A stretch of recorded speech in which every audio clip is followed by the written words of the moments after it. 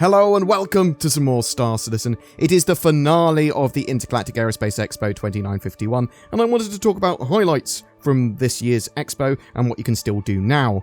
Until the 1st of December, you can purchase any of the previous day's ships from the RSI website. So there's a huge range of pretty much everything that's ever been on sale available to purchase, except for limited hull ships like the Idris and Javelin and stuff like that, which were sold in very limited numbers. You can also rent any of the current flyable ships, or almost every current flyable ship, from the rental terminals that are at the Expo Hall at the Tobin Convention Centre in-game. And the game's also free to play until the 1st of December as well, so that's all still going on. But during that expo, we had the Redeemer added to the game. It is a mighty gunship for a small crew to run together that then can bring overwhelming firepower in a small package. It's not the most maneuverable ship, but it does have a lot of pew-pew, and if you're running combat missions with a group constantly, then this might be the ship for you. I'm really looking forward to NPCs using it, because I think it's going to be a real threat, and I'm very much looking forward to Xenothreat type sort of fleet combat missions using these ships, because I think, yeah, they're just going to be essential for that. The Ares Starfighter, Inferno, and Ion were also released. These are giant size 7 guns with wings. The Inferno has a rapid-fire ballistic weapon with a huge DPS, damage per second, and enough ammo for you to not worry about a few fights, which is generally good, because we were worried that the ballistics overhaul would basically make the Inferno useless because it wouldn't have enough ammo to do anything, but it's got loads of ammo. The Ion instead has a slow firing laser cannon that has massive alpha damage. Very slow firing, but you don't want to get hit by this thing because it's going to hurt, if not kill you. Although these are single-seater heavy fighters, they don't want to brawl. They want to take out threats before they reach them or target larger ships. If they are operating with other ships, though, they can then support them in a fight with targeted heavy fire. But if they get caught in a dogfight with light or medium fighters, they're probably not going to do too well. There were also a few more new things that appeared at the Intergalactic Aerospace Expo, and we had the Spartan. So this is an armoured APC based on the Ballista chassis, with room for 8 Marines and their loadout in the back. Ground vehicles don't have a whole lot of use in-game yet, but Cloud Imperium have actively been building up ground-based FPS gameplay for a while.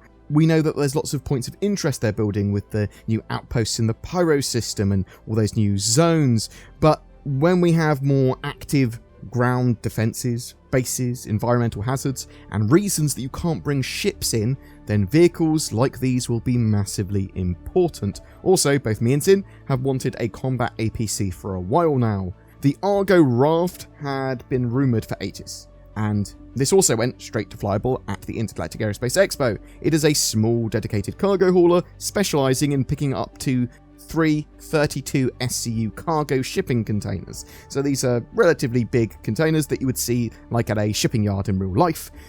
This is important as cargo is going to start to have loading and unloading times associated with it, as well as costs. Having a ship that can easily drop off and pick up cargo and effectively sort and move cargo easily is going to be very, very useful. The ship can be operated effectively with 1 to 2 crew, and it will have a lot more function in the game once we've had that cargo overhaul. The only new concept ship at the IAE that wasn't immediately straight to flyable was the Odyssey Explorer, and wow, was it a little bit of a surprise. It's a capital class expedition ship. That is to say that it's bigger than the Carrack and has some capital-sized components.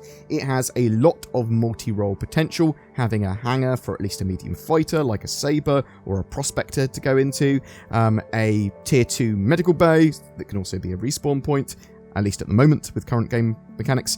It has room for a vehicle and or cargo as well.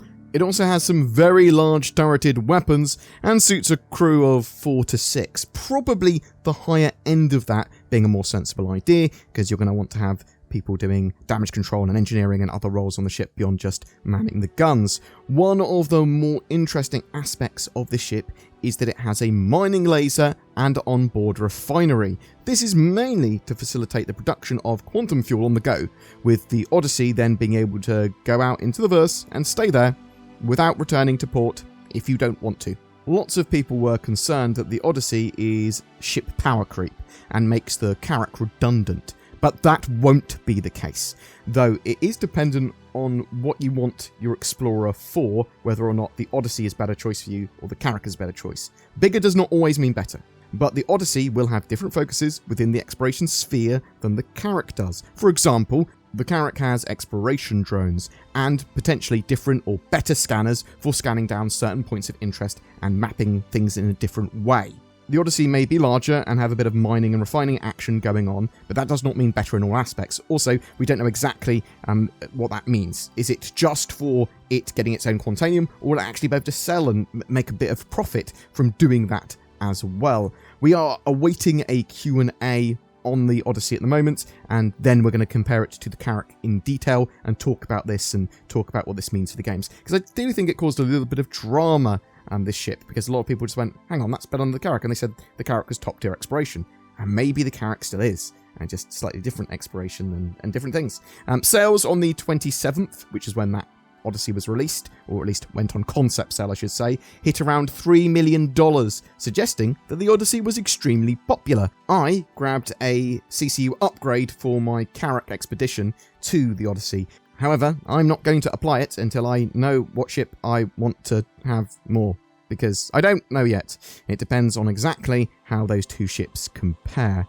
The Intergalactic Aerospace Expo also had limited hulls on sale throughout the expo. So you had the Idris, Javelins, Krakens, all that sort of jazz, all those sort of, these ships are supposed to be pretty rare or very expensive, and we're only selling a limited amount each year. So they typically sell out within seconds or minutes, and they did the same here. They sell them in like little waves of 100 to 1,000 based on the ship. It's always my recommendation to get these things in game because they're so expensive, and yeah, they're typically not available yet anyway. Things like the Idris and Javelin are not for players' hands yet. But you can always just join an org that's looking for crew for theirs, because there's a lot of people that have these ships that need crew for them. I do get asked as well, what ships do I think are a bargain to buy in some of these sales, or at least are going to be going up in price a lot in the future. So there are a few here. Maybe not bargains, but some that I would consider undervalued currently. The Bounty Merchantman, I think, is currently $550, but I think it's closer to probably being $750 next year, and potentially even like $950 for its release at sort of like upper limits. So I think that's genuinely going to be a thing. It's obviously one of the older ships now that's in concept, and as they sort of get these ships more and more fleshed out, they go up in price, and then when they're released, they sort of go up to typically quite a lot, especially the older ships. The Orion is another one of these older ships that I think is severely undervalued at the moment. We know that it's massively grown in size, and I think it's currently $575. Again, I would expect it to be at least $750 for its release because of how large it is, and potentially more. The Endeavour is another ship as well that fits within this category. I think it will go up in value a lot one day. Science is the Endeavour's focus, and I think the complex nature of its modularity will mean that the Endeavour won't be prioritised for quite a while. But yeah, I think it's going to be in a few years we might start talking about science sort of like in-game, when Cloud Imperium go, you know what, we're going to do some science gameplay. But that's not a priority at the moment, I wouldn't say.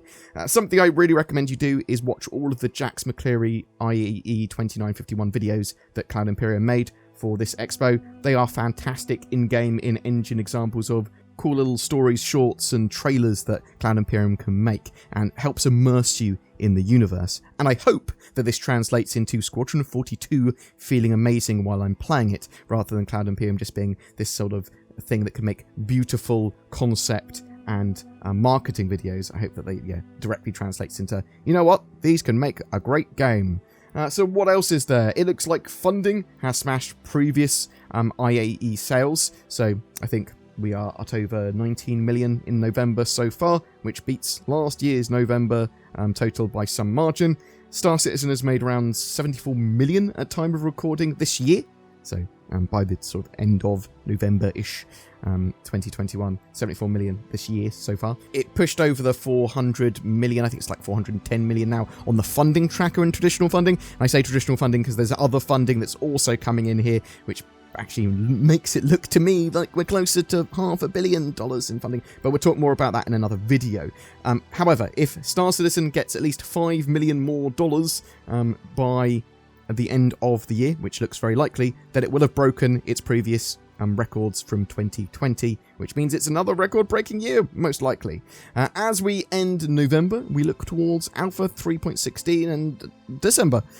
We should see that patch going into testing within the next couple of weeks. The patch is reasonably light on content, at least according to the roadmap, and that might be best if you want something playable by the end of the year. That said, I'm only expecting personally an open PTU for 3.16 by the end of 2021, and probably a live build later in January, just going by, delays and time they've got left and stuff like that.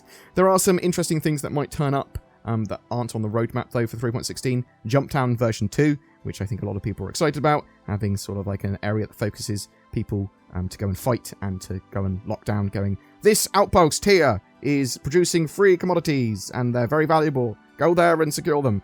Just announced to the server. That's going to cause a lot of friction. I would love to see an updated Ninetales lockdown. I think that might be a thing for 3.16. Working a lot better would be good. Dynamic universe sim stuff. So we know that the dynamic quanta system is going to start taking control of the prices of fuel and repair and encounters and distress beacons, and that is supposed to be something that they were trying to push in for 3.16. But there's things like Vulkan and Gen 12 renderer stuff that they're slowly sort of filtering in these patches too. New missions and events. We can probably expect some new vehicles. They like to go, you know what? We've released 3.16 and we've got some stuff that you can buy. I'm looking forward to ship-to-ship refueling as well. Maybe they'll start talking a bit more about what's happening with the Starfarer, and hopefully that will make it into the patch along with new points of interest. If Cloud Imperium can get a live patch out for the end of the year, well, good on them, as long as it's not broken. As long as it doesn't leave us with a largely unplayable Star Citizen for a couple of weeks over Christmas. So, cool if they can do it, and I think it would be great for them if they can.